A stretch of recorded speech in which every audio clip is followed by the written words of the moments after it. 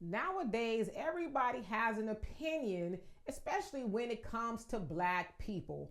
Well, if you guys have been following this channel, and I know that you have been, you all have seen us cover stories in regards to what is going on with a student in Texas by the name of Daryl George. He is 17 years old and he is a junior at Barbers Hill High School, where he has been on-campus suspension due to not wanting to cut his dreadlocks that are well kept and put up. They're not on his collar or anything like that.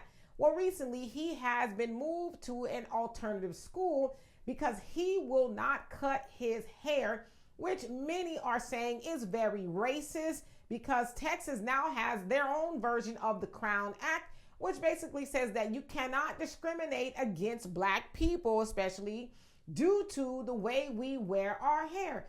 But somehow that particular school, Barbers Hill High School, have not gotten that memo. And if they did, they have just kind of thrown it in the trash. Well, anyway, as I said about people's opinions, there is a woman by the name of Diane Yap on Twitter who was responding to Philip Lewis, who is a journalist for the Huffington Post, basically talking about what I just told you in regards to Daryl George. And she said this: "My mother would literally shave my head bald rather than let me be suspended from school for my hair. A cultural difference, valuing education over appearance. Maybe try it." So basically, as y'all can see, she's an Asian woman. She's basically saying that black people care more about the way we look than our education. And she said it's a cultural difference, basically meaning that in her culture, that they would rather run around bald-headed than to, that sacrifice their education. Well, Diane Yap, since you want to run your yap and talk about things you really have no knowledge of, this is not about sacrificing one's education. This is about not allowing white supremacy to police black people, which is what they love to do. And Diane Yap, running your yap, that's what some of y'all think that you guys can do. Come over and police the actions of black people. If y'all don't like something that we are doing, which is rare, right? Because y'all steal everything that we do, but that's a whole other conversation.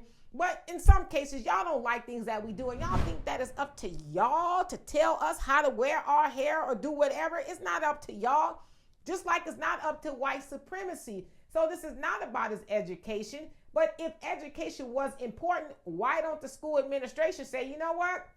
We're not going to continue to die on this Barber's Hill, no pun intended. We're going to see that his hair is meeting the standard, is not on his collar or hanging low, it's up, it's very neat. Let's leave him alone and let him get his education, because that's what his mother and our dear Dr. Candace Matthews and everybody else is fighting for. They're fighting for his education and him not being policed by white supremacy. And now you, Diane Yap, talking about what your mama would have did. And from the looks of it, maybe you would look better bald-headed. But that was probably a little bit mean, but oh well, right?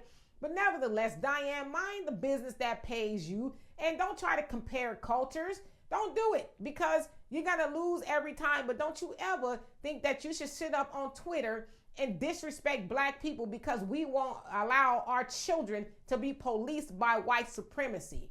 All right? So anyway, y'all tell me what you think of that. And for more insightful commentary, please subscribe to this channel and my channel, The Demetra Kaye Show, here on YouTube. Peace.